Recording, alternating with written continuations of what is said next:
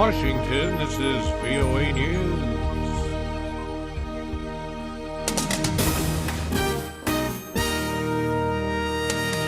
U.S. and Saudi Arabia launch more airstrikes on Islamic State targets in Syria. North Korean leader reportedly appears in public. I'm Ray Kouguell reporting from Washington.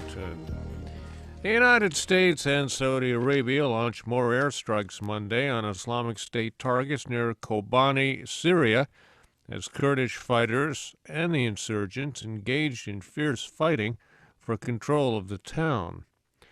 The U.S. military command says American and Saudi fighter jets carried out 4 airstrikes southwest of Kobani, hitting IS units, damaging a staging location, and destroying a heavy machine gun position.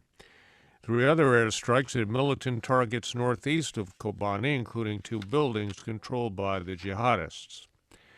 The parents of an American hostage threatened with beheading by IS militants say they are unable to meet the demands of their son's captors. Paula and Ed Kasich said during a pair of interviews broadcast Monday that they've been doing all they can to free Abdul Kasich since he was captured last October in Syria. The 26-year-old former U.S. Army Ranger was taken captive while he was doing humanitarian work in war-torn Syria. His family says he converted to Islam while in captivity and changed his first name from Peter. The head of the World Health Organization says Ebola poses a threat to the governments and societies of West Africa. Dr. Margaret Chan, Director General of the WHO, warns the number of cases is rising exponentially in Liberia, Guinea and Sierra Leone, saying the outbreak shows how the world is ill-prepared for a severe and sustained public health emergency. In Liberia Monday, most health workers reported to work, ignoring calls for strike to demand extra hazard pay for potentially exposing themselves to the Ebola virus. More than 4,000 people in West Africa have died. This is VOA News. Health authorities in the United States are advising the nation's hospitals to reevaluate their approach in providing care to Ebola patients.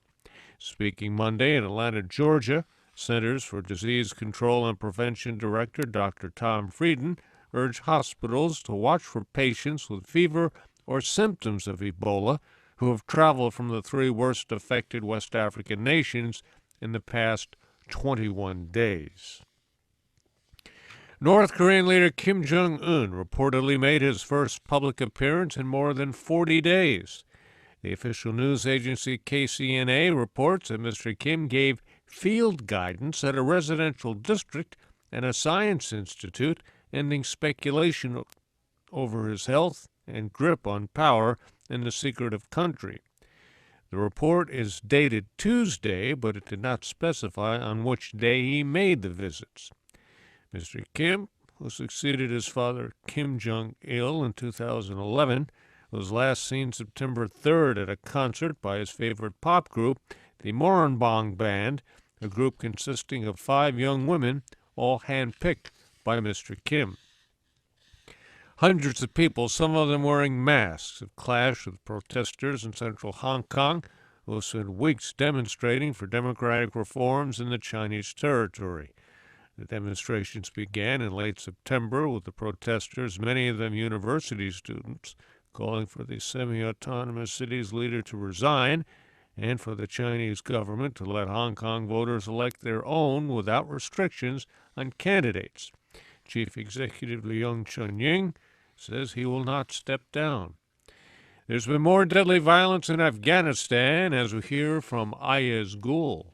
Afghan authorities say a convoy of National Army and police forces was traveling through a valley in northern Sar-e-Pul province when Taliban militants attacked it from the surrounding mountains. Provincial Governor Abdul Jabar Haqbeen gave details of the ambush in the Laghman Valley. He says the raid left 22 security personnel dead, 8 wounded and 7 were taken captive. The governor said up to 6 convoy vehicles were destroyed. In another attack, claimed by the Taliban. At least one Afghan civilian was killed and 3 foreign troops wounded when a suicide car bomber rammed a NATO military convoy along a major road out of the Afghan capital Kabul early Monday. Ayaz Gul for VOA News, Islamabad. Another attack in the eastern border province of Nangarhar killed 2 people. The Roman Catholic Church is signaling that it soon may ease its stance on homosexuality and the sanctity of marriage. Senior bishops, handpicked by Pope Francis, suggested in Rome Monday that the Church adopt a more positive perspective on gay couples, unmarried couples, and civil marriages in which one or both of the partners is divorced. The bishops offered their views in an interim report. They expect to issue a final one next week. I'm Ray Kouguell in Washington. That's the latest world news from VOA.